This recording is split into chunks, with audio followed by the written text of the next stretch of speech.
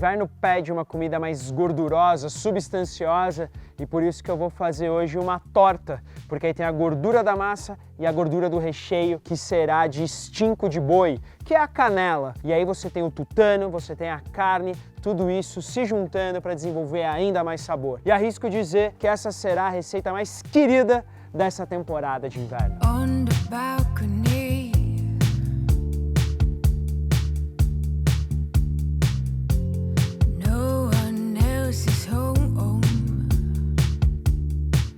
Essa receita ela surgiu numa conversa com um amigo meu, o Zé, que inclusive me ensinou muito na cozinha, meu ex-chefe. E aí ele me mostrou essa torta como referência de um cara de Londres que é especializado nisso, só faz tortas, e uma mais linda que a outra. E aí a gente viu essa que tem três tutanos, né, 3 ossos para fora dela. Eu falei, vou fazer, tudo a ver com a temporada de inverno. Primeira coisa, panela aquecendo e eu vou temperar os estincos ou a canela com sal e pimenta do reino. Posso caprichar. Um fio generoso de azeite e aí eu grelho todos os lados, começando pela base.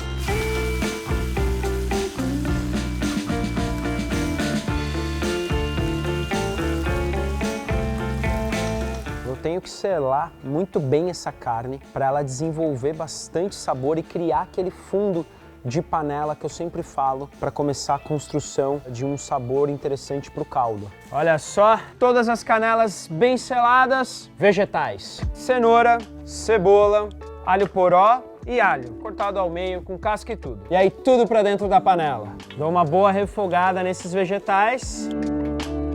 Tá aqui ó, no jeito, vinho tinto. Uma quantidade razoável. Dou uma misturada, raspo bem esse fundo que ficou da caramelização da carne. O álcool já evapora também. E aí eu volto com a carne pra dentro com osso e tudo. Aliás, a meiuca do osso é o ouro, que é o tutano. Coloco água até cobrir. E aí agora eu entro com as ervas, tomilho e louro. E coloco também a rama da cenoura, não vamos desperdiçar nada. Agora é o seguinte... Essa carne ela precisa de um longo tempo de cozimento e, obviamente, eu não vou usar panela de pressão. Então ela vai ter que cozinhar aí por umas 3 horas aproximadamente. Até a carne ficar macia, só que sem desmanchar. E aí esse caldo, ele vai apurando, vai pegando colágeno, né? Todo esse sabor que tem tanto na carne quanto no osso. E ele vai ficar muito, mas muito saboroso. Enquanto isso eu não fico parado, eu vou fazer a massa. Essa massa ela é muito interessante, é um coringa para fazer tortas,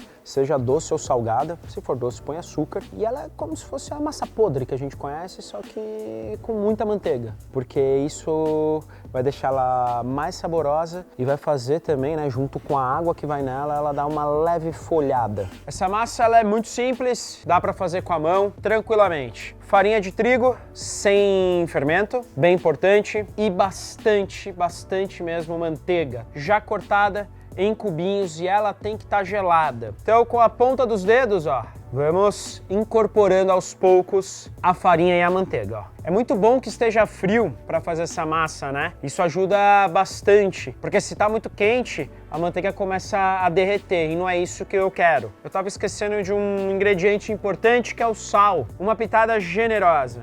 Lembrando que as medidas completas estão aqui na descrição do vídeo. Então temos aqui, ó, nossa farofinha, ó, lindo. Esse é o momento de colocar água gelada. E essa quantidade de água pode variar um pouquinho dependendo da qualidade da farinha que você estiver usando. Agora mistura bem. E não precisa ficar misturando demais, sovando, porque senão você vai esquentar essa manteiga. Então, ó, chegou assim, tá no ponto, só fazer uma bolinha, enrola ela num plástico filme ou coloca dentro de um saquinho, é importante isso para ela não ressecar. E geladeira. Aqui no caso tá um frio lascado, então nem na geladeira eu vou colocar.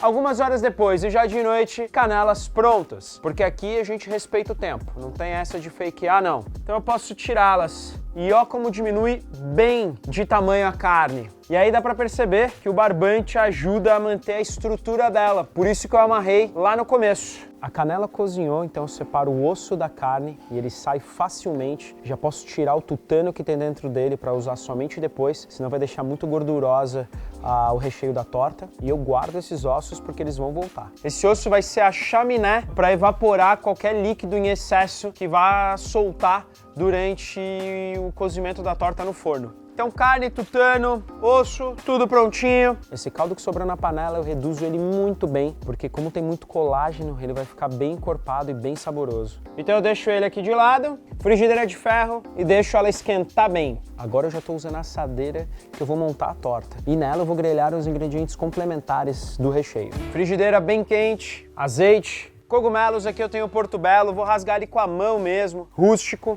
Cebola pérola inteira mesmo, pinhão já cozido e descascado. Aliás, tem muito pinhão aqui na região. Você caminha aqui, tropeça no pinhão. Caramelizou bem de um lado, misturo e deixo tostar o outro lado também. Tempero com sal e pimenta do reino. Dou mais uma misturada e aí agora eu coloco só uma conchinha do caldo. E aí agora eu deixo aqui descansar um pouquinho para dar uma esfriada. Enquanto meu recheio esfria, eu já abro a massa, não deixo ela muito fina e já aproveito para marcar aonde os ossos vão ficar.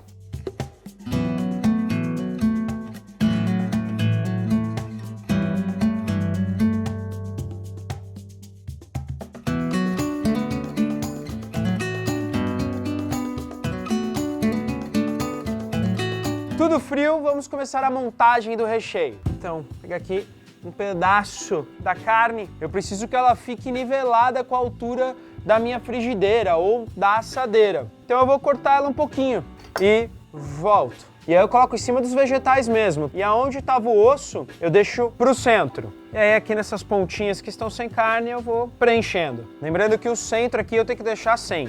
Posso temperar com um pouquinho mais de sal. Agora quem vem chegando? Os ossos. Então abro um espacinho e ponho. E aí por que os vegetais? Porque aí o osso não entra em contato direto com o fundo da assadeira e aí o ar circula e evapora pela chaminézinha. E aí eu tenho aqui uma hortaliça lindona. Pego aqui as folhas e vou cobrindo a carne, porque ela vai meio que impermeabilizar e proteger a massa na hora de vedar isso aqui. Agora sim, massa.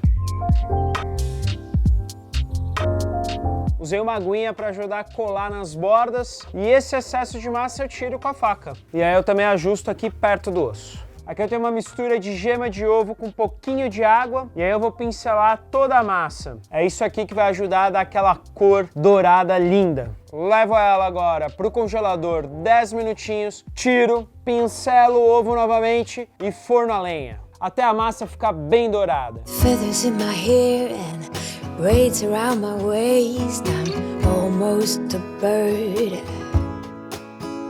These mountain views and pink sunsets got me shitting skin. Bom, gente, torta muito bem assada, dei umas pequenas rachadinhas perto do osso, mas tá tudo certo. O molho eu já peneirei, ele reduziu bem, então ele vai estar bem encorpado e intenso. Então vamos servir. Vou tirar os ossos. Já cumpriram a sua função. Antes de tirar o pedaço, vou colocar o molho. Olha que lindo. Já sirvo um pedaço aqui generoso do tutano. E agora sim, a torta. E aí dá pra ver aqui, ó, o fundo da frigideira não tá boiando, né, em líquidos, porque saiu tudo pela chaminé. Então agora eu vou fatiar. A carne tá macia, porém com textura.